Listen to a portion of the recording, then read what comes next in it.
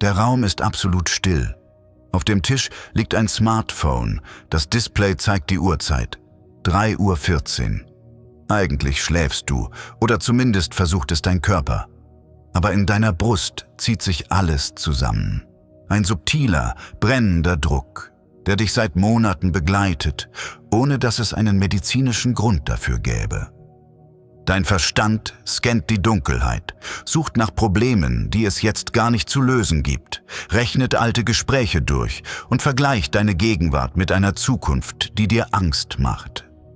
Das ist kein normaler Schlafmangel.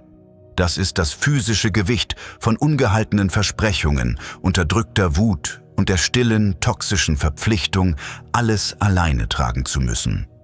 Manche Menschen nennen es einfach Stress. In Wahrheit ist es die emotionale Last, die dich von innen heraus erdrückt, weil dein Gehirn verlernt hat, wie sich Sicherheit überhaupt anfühlt. Und genau das zerstört Menschen. Wir glauben oft, wir müssten nur die richtige Strategie finden, um unser Leben zu ordnen. Doch die gefährlichste Sache daran verstehen die wenigsten. Jede emotionale Last, die du nicht verarbeitest, lagert sich in deinen Muskeln, deinem Atem und deiner Herzfrequenz ab. Der Körper vergisst Dinge, die der Kopf längst verdrängt hat.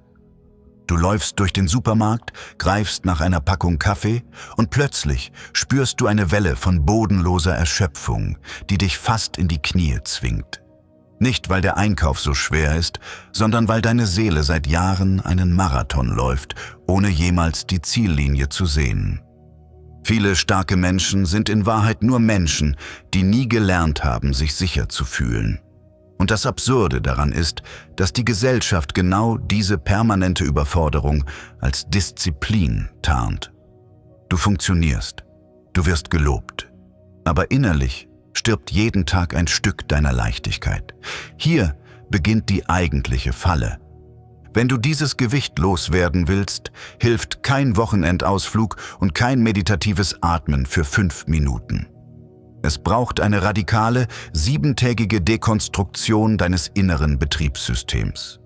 An Tag 1 geht es nicht um Entspannung, sondern um eine schockierende Bestandsaufnahme, die brutale Identifikation des emotionalen Mülls, den du für andere Menschen mitschleppst. Schau dir deine täglichen Interaktionen an. Du sitzt im Meeting, jemand wirft dir einen kritischen Blick zu. Und sofort beginnt in deinem Kopf eine emotionale Schadensbegrenzung. Warum? Weil du die Verantwortung für die Gefühle deines Gegenübers übernommen hast. Du trägst die Launen deines Partners, die Erwartungen deiner Eltern und die unausgesprochene Enttäuschung deiner Freunde wie unsichtbare Sandsäcke auf deinen Schultern. Der erste Schritt zur Befreiung ist ein schmerzhafter, analytischer Schnitt. Du musst aufhören, die emotionalen Rechnungen anderer Leute zu bezahlen. Wenn jemand unzufrieden mit seinem Leben ist das seine Baustelle, nicht deine Mission. Sobald du diesen Beziehungsballast gedanklich zurückweist, merkt dein Nervensystem zum ersten Mal seit Jahren, dass der Alarmzustand nachlassen darf. Das ist kein Zufall und plötzlich ergibt alles Sinn. Doch genau an diesem Punkt kippt das System. Sobald du versuchst, diesen Ballast abzuwerfen, meldet sich eine Stimme in deinem Kopf. Sie flüstert dir zu, dass du egoistisch bist, dass du die Menschen im Stich lässt, die dich brauchen. Das klingt harmlos. Ist es nicht. Es ist ein tief sitzender psychologischer Schuldmechanismus, der oft in der Kindheit verankert wurde. Wer immer nur geliebt wurde, wenn er funktioniert hat, hält Selbstaufopferung später für die höchste Form von Liebe. Aber das ist eine fundamentale Lüge. Nicht jede Erschöpfung kommt von Arbeit. Manche kommt vom permanenten Überleben in einem Umfeld, das deine Grenzen nicht respektiert. Das führt uns direkt zu Tag 2, dem Tag des radikalen Stopps. Du musst lernen, das Unbehagen der anderen auszuhalten, wenn du eine Grenze ziehst. Jemand bittet dich um einen Gefallen, dein ganzer Körper schreit Nein. Aber dein Mund sagt, ja, klar, kein Problem. In genau diesem Moment betrügst du dich selbst, um die Harmonie im Außen zu retten. Die Lösung für diesen permanenten Energieverlust liegt in einer paradoxen Verhaltensänderung. Erlaube dir, die Enttäuschung der anderen zu spüren, ohne sie reparieren zu wollen. Wenn du Nein sagst, halte die darauf folgende Stille im Raum einfach aus. Atme durch sie hindurch. Du wirst merken, dass die Welt nicht untergeht, nur weil du dich einmal für dich selbst entschieden hast. Damit bricht eine gigantische Welle des inneren Drucks in sich zusammen. Wenige Menschen erkennen, was hier wirklich passiert. Aber das erklärt nur die Oberfläche. Wenn wir tiefer graben, stoßen wir an Tag 3 auf ein Phänomen, das die meisten Menschen komplett falsch verstehen: die Sucht nach Kontrolle. Wir glauben, wenn wir nur genug nachdenken, jedes Szenario im Voraus durchspielen und alle Eventualitäten planen, können wir den Schmerz der Zukunft verhindern. Du liegst im Bett, starrst an die Decke und spielst ein Gespräch durch, das vielleicht erst in 3 Wochen stattfindet. Das Verrückte daran? Viele halten genau das für verantwortungsvolles Handeln. In Wahrheit ist es ein psychologischer Foltermechanismus, den du gegen dich selbst richtest. Du bezahlst Zinsen für einen Kredit, den du niemals aufgenommen hast. Manche Menschen funktionieren nicht gut, sie funktionieren nur trotz innerem Chaos. Die Befreiung an diesem 3. Tag liegt in einer fast schon beängstigenden Erkenntnis. Du kannst die Zukunft nicht kontrollieren, du kannst nur deine Reaktion auf die Gegenwart steuern. Wenn du die Illusion der Kontrolle loslässt und akzeptierst, dass das Leben unvorhersehbar bleibt, fällt eine tonnenschwere Last von deiner Brust. Du musst nicht das gesamte Meer kontrollieren, es reicht, wenn du dein eigenes Boot stabil hältst. Und das verändert alles. Hier wird es wirklich seltsam. Die meisten Menschen, die diese Erleichterung spüren, fallen am 4. Tag in ein tiefes Loch. Warum? Weil die Abwesenheit von Stress sich für ein traumatisiertes oder chronisch überlastetes Gehirn anfangs wie Gefahr anfühlt. Wenn der Alarm im Kopf plötzlich verstummt, fragt sich das System: Wo ist der Haken? Warum ist es so ruhig? Was übersehe ich? Und genau hier beginnt die eigentliche Falle des emotionalen Rückfalls. Du fängst unbewusst an, nach neuen Problemen zu suchen, liest alte Nachrichten, ärgerst dich über Kleinigkeiten im Straßenverkehr oder suchst den Konflikt mit Menschen, die dir nahestehen. Das ist kein Zufall, sondern die biologische Sucht deines Körpers nach Cortisol und Adrenalin. Dein System ist so an den Zustand des Fast-Zusammenbruchs gewöhnt, dass Frieden ihm Angst macht. Der emotionale Umschwung an Tag 4 erfordert eine fast schon brutale Disziplin der Stille. Wenn die Unruhe in dir aufsteigt, weil gerade alles gut ist, darfst du ihr nicht nachgeben. Setz dich hin. Spüre, wie die Energie durch deine Glieder schießt und tu einfach gar nichts. Sag deinem Gehirn: Wir sind in Sicherheit. Es gibt jetzt gerade nichts zu reparieren. In dem Moment, in dem du diese Leere aushältst, ohne sie sofort mit neuer Sorge zu füllen, programmierst du deine synaptischen Bahnen neu.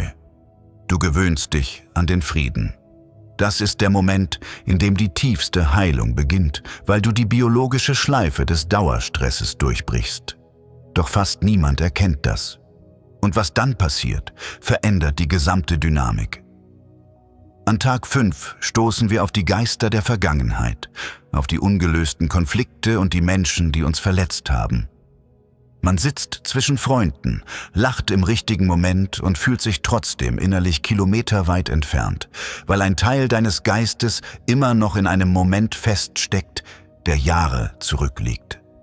Du trägst Groll in dir wie ein heißes Stück Kohle, das du in der Hand hältst, in der Hoffnung, es nach jemand anderem zu werfen. Aber die einzige Person, die sich dabei verbrennt, bist du selbst. Hier wird es brutal. Vergebung hat absolut nichts mit der anderen Person zu tun. Sie ist kein Geschenk an denjenigen, der dich verletzt hat, sondern eine egoistische Tat der puren Selbstbehauptung. Die Lösung an diesem 5. Tag ist die bewusste Entkopplung deiner Gegenwart von den Fehlern deiner Vergangenheit. Du musst einsehen, dass keine Menge an Verbitterung die Geschichte umschreiben kann. Lass die Kohle fallen. Nicht, weil die Tat der anderen Person okay war, sondern weil deine Hand es verdient hat, endlich zu heilen. In der Sekunde, in der du aufhörst, eine bessere Vergangenheit zu verlangen, bricht das emotionale Gefängnis auf und du bist frei. Und genau das macht es so gefährlich, diesen Schritt zu überspringen. Doch die eigentliche Ursache liegt noch viel tiefer, verborgen im Fundament deines Selbstwertgefühls, das wir an Tag 6 sezieren müssen. Manche Menschen nennen es Perfektionismus, obwohl es in Wahrheit nur ein schmerzhafter Überlebensmechanismus ist. Du rennst durch dein Leben, optimierst deine Arbeit, deine Ernährung, deine Beziehungen, dein Aussehen, immer in der Hoffnung, dass du unangreifbar wirst, wenn du nur fehlerfrei genug bist. Es ist die Angst, ungenügend zu sein, die dich nachts antreibt. Aber genau die Menschen, die nach außen hin am stärksten wirken, tragen oft die größte innere Erschöpfung in sich. Der Raum ist ruhig. Trotzdem scannt dein Kopf weiter jede Stimme im Hintergrund, immer auf der Suche nach potenzieller Ablehnung. Die radikale Vereinfachung an Tag 6 lautet: Du musst die Jagd nach der Validierung im Außen aufgeben.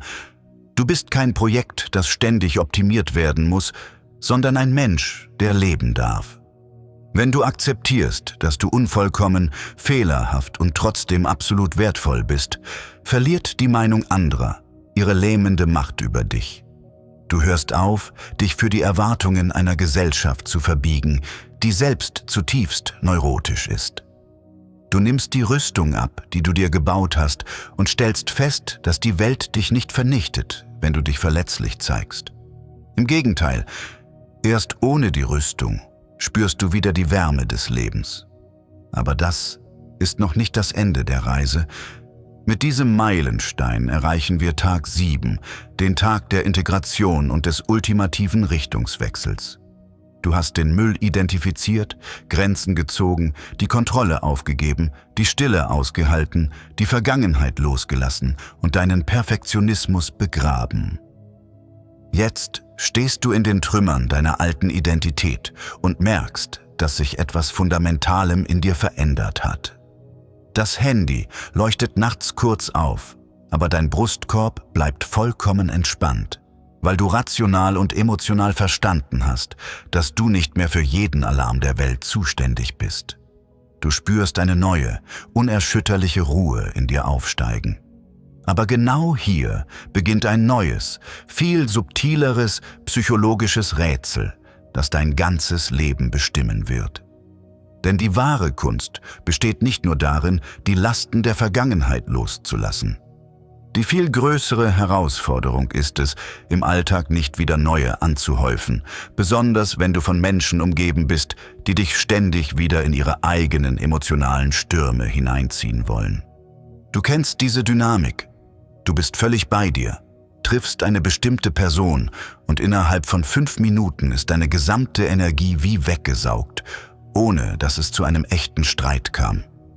Es gibt Menschen, deren bloße Anwesenheit eine psychologische Belastung darstellt, die dich unbemerkt wieder in die alten Muster der Schadensbegrenzung zwingt. Wie man sich aus diesen unsichtbaren, energetischen Verstrickungen befreit, ohne Mauern hochzuziehen oder verbitterte Kriege zu führen, ist das nächste große Geheimnis, das du entschlüsseln musst. Denn die Befreiung deiner eigenen Seele ist erst dann vollkommen, wenn du verstehst, wie das psychologische Schachspiel der Manipulation im Alltag funktioniert. Und genau darum geht es im verlinkten Video.